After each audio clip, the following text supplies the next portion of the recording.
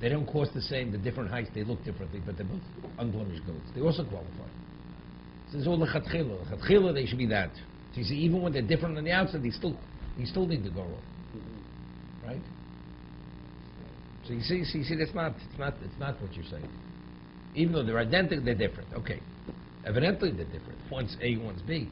But it's not because they're so identical, therefore that makes them more different. They're not more different. No, but you're quoting a footnote. Evidently you're not quoting it correctly. It's not because the more identical they are, the more different they are. You say even though they're identical, they're different. That's what the Gorel says. Right? Because even if they're different, you still need the Gorel to determine which one's A and which one's B.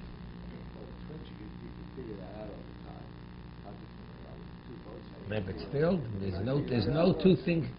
No, there are no two goats that are identical. No two things are identical. Right? Okay. You speak to the farmer, right, or to the shepherd. He knows which one's which, right? It's like you see two Chinamen. You tell the difference between two of them. They all look the same. Okay. But if you know what Chinamen look like, then you can tell the difference. Okay? V'asor asher olo lo hagor lazozel. The goat, which the lot came upon it, that said lazozel yom chai lifnei Hashem. It should stand alive. It has to be a living, it has to be alive. L'chaper olov. So here the Chaim Kodesh makes it a point. You say Rishon, the Chaim Krui Mesi. What's the reason? Because the level of impurity which comes upon the person, it causes that the body cannot contain the neshama.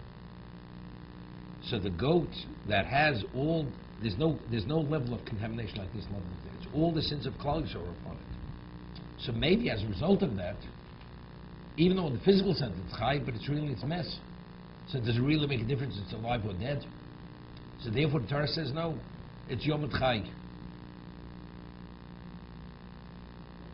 Yeah. The word as fierce. It's because the jaggedness, the sharpness of the mountain. At first, it's a very high mountain, and has a very steep incline, and it's jagged. So when you look at it, it's like a fierce-looking mountain. We're translating the word Azozel. It's like reiterating the az. Could be zel means going, like zeal in Aramaic is going. I'm not sure what the zel is. But that's what Rashi says before. What's Azozel? Where is it? No, he says. Rashi says Azozel hu har az v'kosher. See. It's a mountain that's fierce and hard, so kavor, a high cliff. Shenema eretz gzeira chatucha, the land which is cut. Okay, chatucha. Rashi at the end of Pasuk Ches.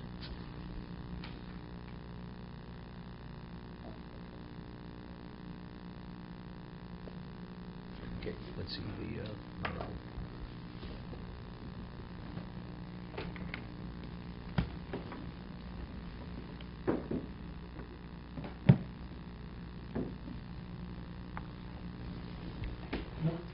Chaim Kodesh says something different. Rabbeinu Bachya always says that smicha, when you put your hands on the animal or weigh down on it, that corresponds to the masachet, to the action.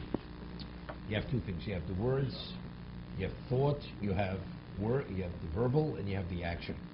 Because when a person sins, all three parts are engaged. The mind, you contemplate sin. Usually before you sin, you naturally verbalize it, and then you do the action. He says that the whole idea of smicha or Chaim Kodesh, the person as a result of sinning has a spiritual contamination. It's a transfer.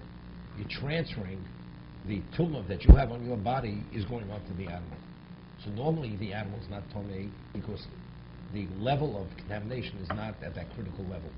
It's only by the He says that's the reason why the Yisrael also cannot be brought in the Beis Hamikdash, because it's an abomination. It's so saturated with impurity. How can you bring such a thing as a korban? That's the reason why it's sent into the desert.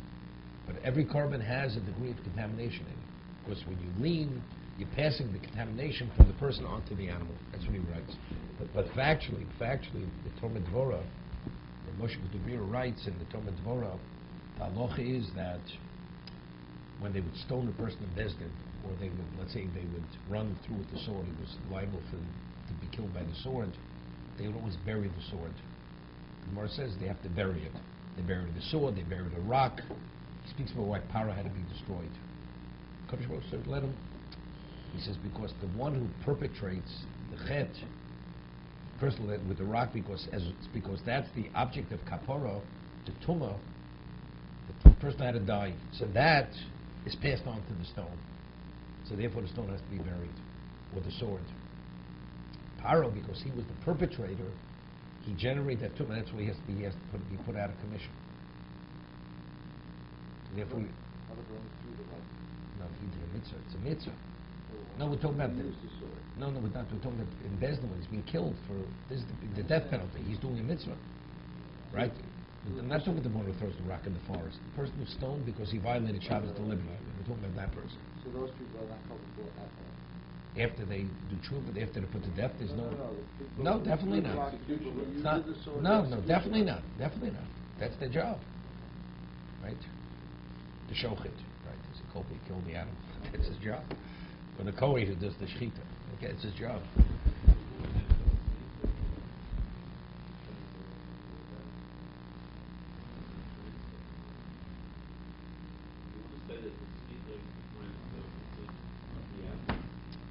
I don't know. But it's interesting. You know, the halacha is smicha cannot be delegated to a shliach. So with this, it's good. Because since the tumah is contained on the person himself has to be the one to lean on. Otherwise, you can't appoint a shliach to do it on your behalf. Because it's the physical transfer of the contamination. The shliach doesn't have the contamination. Yeah, that's also we transfer. No, but the Kohen Gadol is different. He represents Klal Yisrael. Okay.